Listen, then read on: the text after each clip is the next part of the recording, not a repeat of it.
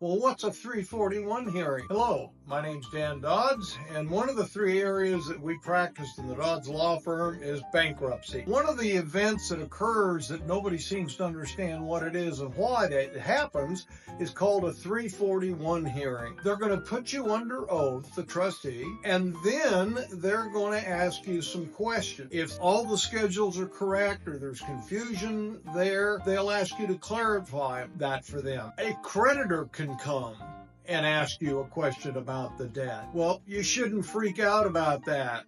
In 20 years, I think I've had 2 people ever show up that were creditors, and they had 1 or 2 questions. So don't worry about it. Most of the time, those creditors are not present, but it allows the trustee has to be able to, in good faith, believe that all the schedules and information and data that we fed to them is true and it's accurate.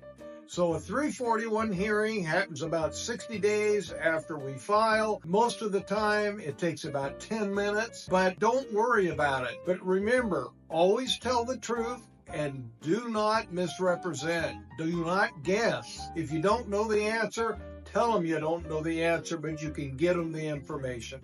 Hope this information is helpful to you, whether it be in bankruptcy or any area where you're having to testify. Have a good day.